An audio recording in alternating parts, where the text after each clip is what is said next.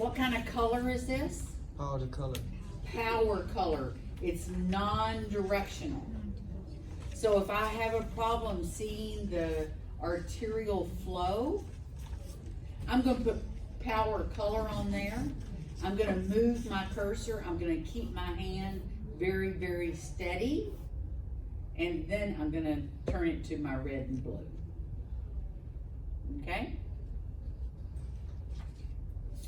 So the uterine artery is the same thing as the peripheral artery. The ovarian artery anastomosis joins the ovarian artery to feed what? Ovary. No. The ovary. Okay. The ovarian artery does not feed the uterus. The uterine artery anastomosis was the ovarian artery. That's why the ovary has dual supply. It has a dual supply of blood. Okay? Now, what phase is this endometrium, do you think? It's probably going to be proliferative because I don't really see the halo, so I don't have a 3-line sign. Okay. How it gets hypoechoic in there is from blood. There's lots and lots of blood in the endometrium because it's ready for a blastocyst to implant because I know I'm getting pregnant this month. That's what God put me here on earth for. From the age I'm 10, from the very first cycle to the very last cycle.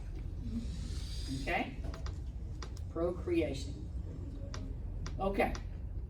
This is a retroverted or retroflexed uterus. It's transvaginal, anterior, posterior, inferior, superior. It's the same. Transvaginal is the same. Okay?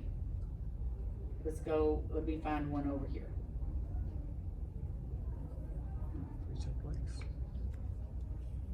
Oh, there's not one? Oh, here's one.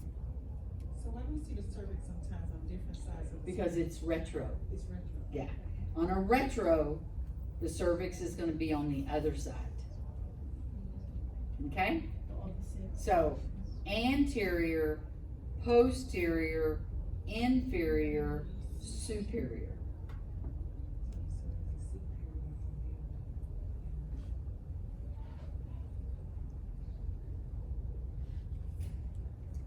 Anterior, posterior, inferior, superior. The cervix is on the opposite side because it's retroverted or retroflexed. This is anterior uterus. This is posterior uterus. Because the normal, the uterus is this way. But this, the uterus is this way. Anterior is still anterior. Posterior is still posterior. Even though it looks like this would be anterior uterus because it's closer to the anterior, it's retroflex. It's posterior, not anterior. Yes? Do retroflex uterus have like a harder time holding an embryo? So, yeah, they don't have a harder time holding the embryo. They have a harder time during labor because they have what we call back labor. It's very painful. I was asking because we had a patient who had a retroverse uterus and she had had 3 miscarriages. 3 miscarriages? Yeah. No, because the uterus is the uterus. Okay. Okay. See all these little bright echoes? That is calcified arcuate arteries. We see them a lot in postmenopausal women. Postmenopausal is what? After not having a period for 1 year. Postmenopausal. Okay? But if God wants you to get pregnant, even postmenopausal, you're gonna get pregnant. Okay, I tell you about my aunt, my great aunt, 52 years old, hadn't had a period in 7 years. And she had a little girl. A month later, her husband died. So God gave her something to love because he knew her husband was leaving. Okay? God is great. Is her daughter? Yeah. She's a little wacky because she's raised by a woman old enough to be her grandmother. Very, very, very codependent. I'll put it that way. She was very, very codependent because they did everything together. She got spoiled. Yeah, they did everything.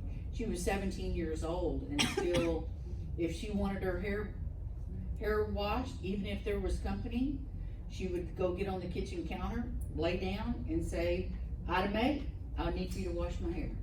Oh. And she didn't care if there was company in the house or not because it was time for her hair to be washed. And she never even washed her own hair. Her Wow. mother always washed her hair for her at the kitchen sink with the coffee can. Rinse her hair. Oh, I don't know. Yeah. She's a distant relative, so Oh, you're great. Great. that was my great aunt. Okay. So this just talks about how the arteries come: uterine artery, arcuate arteries, radial arteries. They feed the myometrium to the base of the zona basalis, and then that's the straight arteries, and then the spiral arteries. Okay.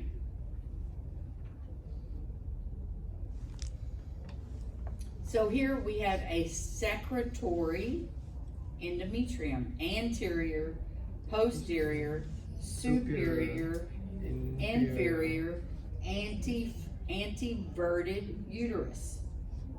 Okay? They're showing blood flow. Look at this one. It's a GE. So it's on this side. Red towards me, blue away from me. The only way I can tell all of these could be arteries. Every single one of those could be arteries. But what does an artery do? You know? Yeah, I saw. They're everywhere. Okay? Okay. This is very fast flowing blood. See how it's blue and it goes to red, but it has all the colors in between? The really bright colors is very fast flow. Okay? See this bright yellow? This is bright yellow. So this is very fast. And for the blue also? If it's so bright, that means it's so slow or so fast? So, yeah, this is slower blood. This is faster blood. This is slower blood. This is faster blood.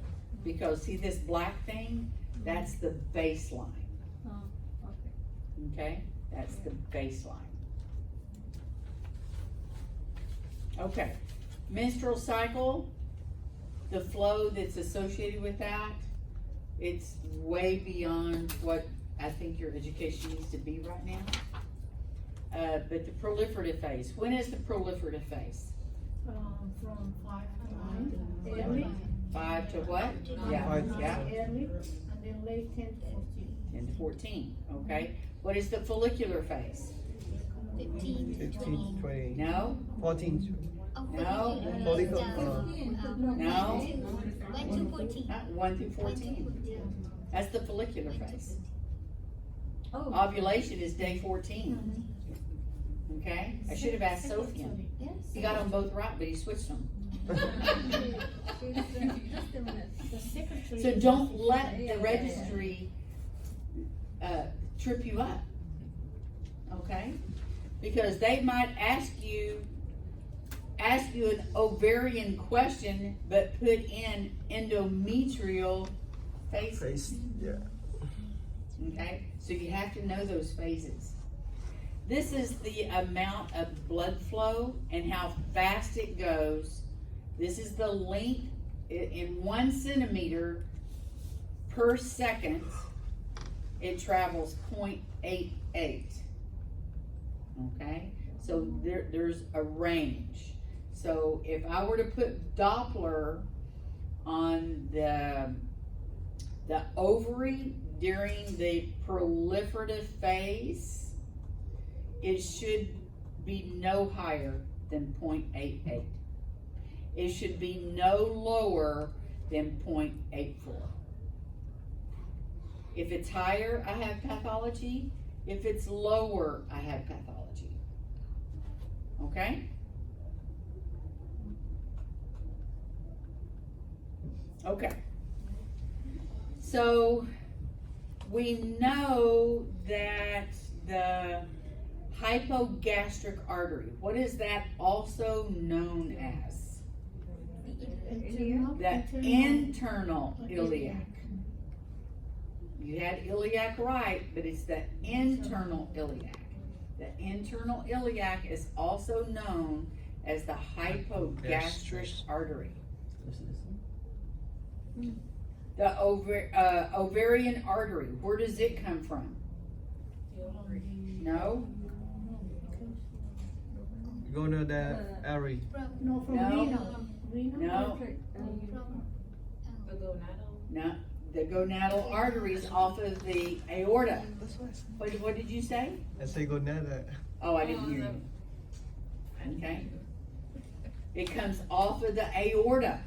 Oh, you know. Okay, the gonadal arteries come off of the aorta. It doesn't matter if I have ovaries or testicles. The gonadal arteries are for the testicles and the ovary. Okay?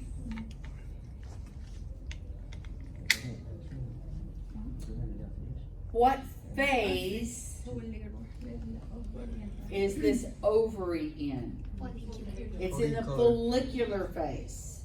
Notice how they're all the same size. Okay? Only one will become a Graafian follicle. Once a Graafian follicle, let's say this one is going to be the Graafian follicle. It should never measure greater than 2.5 centimeters. Okay? Centimeters. 2.5 centimeters. Okay? So, It is in the follicular phase. so all this gynecologic. Those are all follicles. They're all putting out what hormone?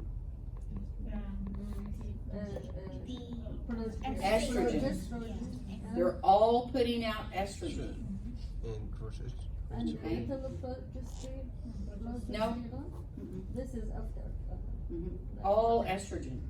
Okay. Okay, follicles only put out estrogen. The corpus luteum puts out mostly progesterone, And some estrogen. Okay, what if this is my Graafian follicle? How do I get the cumulus uterus to come out of there? What happens? LH. I have to have LH to release the egg. And a mature egg is called a cumulus uterus if you see it inside of the ovary, inside the Graafian follicle. Okay? Is this arterial or venous? Absolutely not. Absolutely not. Inside the ovary. Ovaries, they only have after. But you don't know. I'm not gonna know until I put a Doppler on it. Okay? I'm not gonna know until I put Doppler on it. Never, never, never guess. How do you know if there's Doppler on there? I see colors. There's no Doppler on it. That's why I asked you that question. How do you know that? Because There's no. because there's ground. no, Oh. The ground. No, Yeah. this there's again. not one of these. Yeah. This is Doppler. Hmm.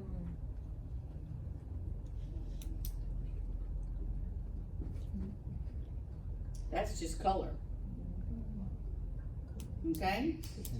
If the doctor asks, Miss Shepherd, is that arterial or venous? I don't know, doctor. I didn't put a sample gate on there, but let me go reproduce that image for you, and I'll be back in about 5 minutes. So are we able to reproduce that sample gate? Hopefully. You got it that time, right? Everything in sonography should be reproducible. Okay? I'm gonna take this picture, I'm gonna memorize it, and if I forget before I go back to the room, I'm gonna look on my machine. And I'm gonna try to reproduce this image. I'm gonna reproduce this image, and then I'm gonna take that same image, and then I'm gonna do a Doppler waveform on it. What am I gonna do the next time I do one of these exams? I'm gonna routinely give him a Doppler reading. Because a doctor usually doesn't ask you that. But he does. Or she does. So right off the bat, that tells me he's asking me questions I don't know. I'm gonna give him the information before he asks. What does that do? It builds confidence Trust. and trust. Ms. Shepherd, so you don't automatically do a Doppler on this unless asked, correct? I do. You would, okay. I do. For the flow. Why? for the Because flow. I've been asked way too many times. Okay? But that's not a protocol. It's not protocol. Okay? Why we use color if we are not. We always use color on an ovary. If we will not be confident of if this is vein or artery. Just Yeah. That's right. You're not gonna be confident. yeah. Why? So we take a use- Doppler reading. That's the only way you can be confident. Yeah, I mean, Mhm. what's the benefit of using color mode? Because they want to see if it's hyperemic or hypoemic. They want to know how much color is going into that ovary. Is it enough? Is it too much? Or is it too low? This scale also has